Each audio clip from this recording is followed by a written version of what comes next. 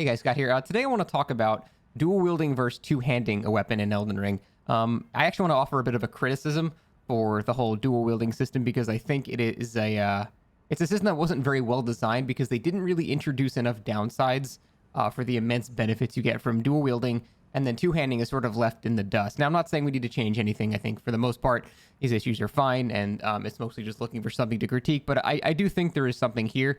And I think it's because dual wielding is just simply too good in this game. There's no real opportunity cost other than you not being able to have like a shield or something in your offhand. That's pretty much it. For example, let's look at just like the standard one-handed R1 of a curved sword, just like this, right? And now let's look at the two-handed R1 of a curved sword. Pretty much the same kind of thing, right? And now let's look at the dual-wielded L1s of a curved sword. They're the same speed. They come out the exact same speed, so the only difference is you're just doing double the damage on the next attack. And like the running R1 is here, two-handed running R1 is here, and then we have the running L1, which hits 4 times. It's just like every time you power stance a weapon, it's just objectively better. And I don't think it should necessarily be like that. I think there should be some type of, I don't know, some type of opportunity cost or something like that.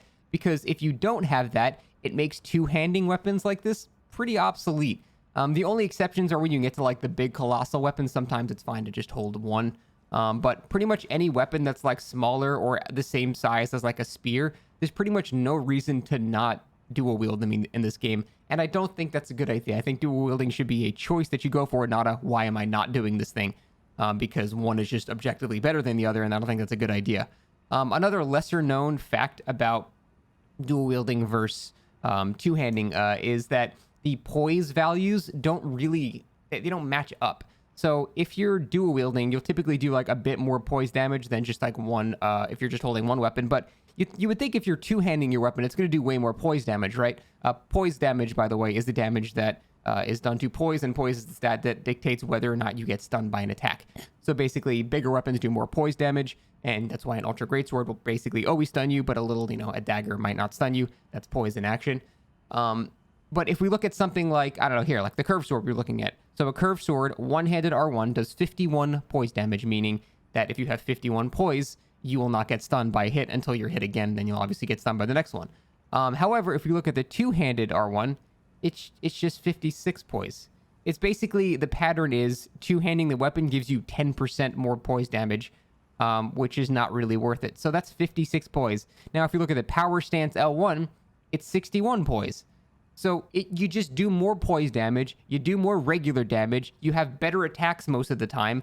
It's sort of to the point where like, why would I ever two-hand a regular weapon? And I don't like that it's made obsolete in this game. In Dark Souls 3, if you were holding a Gargoyle Flame Spear or something like that, you would never really want to one-hand that. You would probably want to two-hand that. Or you can one-hand it with a shield, and that'd be okay. Or you could try to do something crazy with your offhand as well. Like, there were a bit less incentive to always want to dual wield something, but in this game, if you have a spear and you're not planning to be a fingerprint shield poking monstrosity, you just should have another spear in your hand. It's so hard for me to say don't have another spear in your hand because two-handing it is just worse than having two regular spears.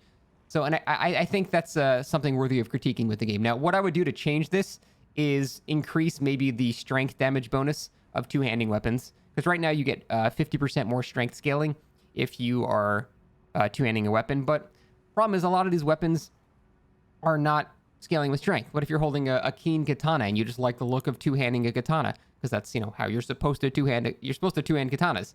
That doesn't get any bonus damage, like at all. The motion values are slightly higher for, two-handing it, but other than that, it's not that much higher.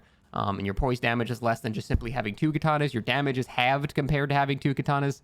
I would love to see not dual wielding nerfed. I would love to see two-handing a weapon to be buffed. I don't think it's strong enough comparative to the immense benefits you're getting from dual wielding. And I think that's probably part of the issue. And there's not even a downside with like weapon arts, because you can have, even like on this character, I have, on my left hand, I have Thunderbolt. So in case I ever want to do that, I can nuke people from afar. And then on my right hand, I have, whatever I want. So I can have multiple weapon arts too. So it's even better on that regard too. Because if you're two-handing it, you're just stuck with the one, and that's all you got. Unless you're quick swapping the stuff, because you can't really expect everyone to do that. So I think overall that we need to buff two-handing, because there's just no real incentive to do it, like, at all. None that I can think of. And the change I would make personally is make it so they do way more poise damage. So instead of this doing 56 poise damage, and then, you know, like one-handed is 51, this is 56, and this is 61 poise damage. Make it so this is like, I don't know, 75, 80 or something like that. Make it so if I'm going to be taking half damage, or I'm going to be doing half damage by virtue of not using another weapon here, and I'm not going to be using a shield, and I have no other things that I'm doing, make me at least stun people a bit easier. I think that would be a pretty nice trade-off, and something that we can probably all get behind.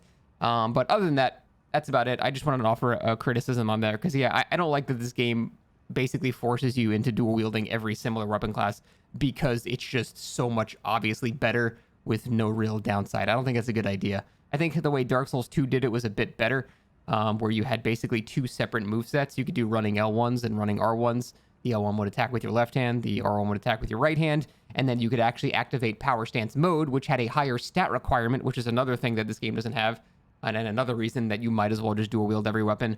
And then you activated Power Stance mode, which was a unique, you know, double moveset. So I think there's a lot of avenues they can go, but the safest one to make people the most happy is simply to just buff two-handed attacks, because they're just not strong enough in comparison to dual wield. But that's about it. Thanks for watching, guys. Curious to hear what you think about it. See you next time.